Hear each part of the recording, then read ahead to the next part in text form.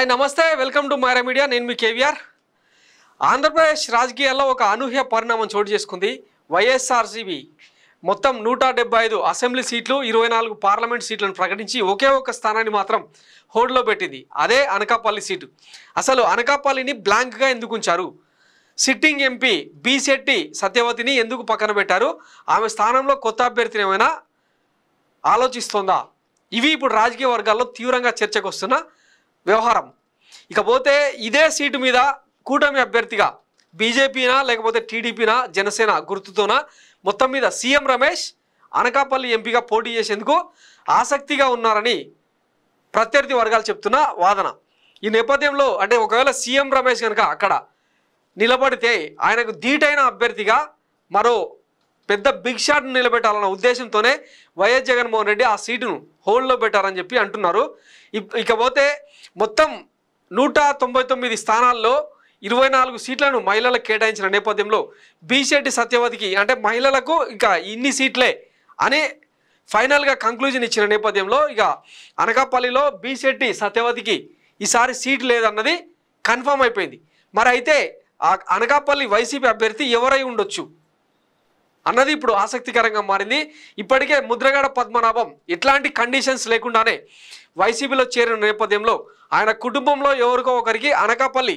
MP సీటును అప్పగించే అవకాశం ఉందా లేదంటే గంటా శ్రీనివాసరావు ఉత్తరాంధ్రలో కీలకమైన నేత అయిన గంటా శ్రీనివాసరావు రాజకీయ భవితవ్యం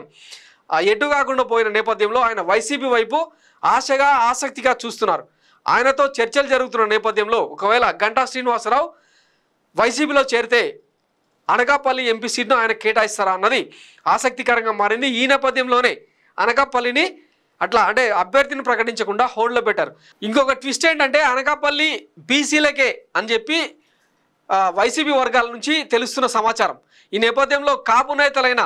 గంటా శ్రీనివాసరావు కావచ్చు ముద్రగడ పద్మనాభం ఇద్దరు కూడా బీసీ లీడర్లే కావడంతో ఆ ఇద్దరిలో ఎవరికైనా ఒకరికి ఛాన్స్ దక్కే అవకాశం ఉందన్నది కూడా పెద్ద ఎత్తున చర్చ జరుగుతుంది మొత్తం మీద వైఎస్ జగన్ రాజకీయ సమీకరణాలు అంతపట్టని వ్యవహారం అందరికీ తెలిసిందే ఆయన సోషల్ ఇంజనీరింగ్ ఇప్పటికే అద్భుతమైన ప్రశంసలు పొందుతోంది సామాజిక న్యాయం పేరుతో పార్టీలు పెట్టి కోట్ల రూపాయలు కొల్లగొట్టిన గత చరిత్రను మనం చూసినాం అయితే మాటలతో కాకుండా చేతల్లో చూపించిన గట్సున్న లీడర్ వైఎస్ జగన్మోహన్ రెడ్డి అని ఇప్పుడు ప్రశంసలు వెల్లువెత్తున్నాయి ఇంచుమించు 48 మంది బీసీ లీడర్లకు బీసీ నేతలకు టికెట్లు ఇవ్వడం ఒక సాహసోపేతమైన నిర్ణయమే అని చెప్పొచ్చు ఇక అత్యధికంగా రెడ్లకు 49 మందికి టికెట్లు ఇవ్వడం కొంత విమర్శలకు దారితీస్తున్నా కూడా అది పెద్ద ఎన్నికల్లో వర్కౌట్ అయ్యేదేం కాదు అట్లా అంటే టీడీపీలో మొత్తం కమ్మలు రెడ్లకు కలిపి 60కి పైగా సీట్లు ఆ కూటమి అభ్యర్థులు నిలబడబోతున్నారు మరి దీన్ని వైసీపీ ఎట్లా కౌంటర్ చేస్తుందన్నది చూడాలి ఏదైతేనేమి అనకాపల్లిని హోల్డ్లో పెట్టడంపై పెద్ద ఎత్తున చర్చ జరుగుతుంది మరి ఫైనల్గా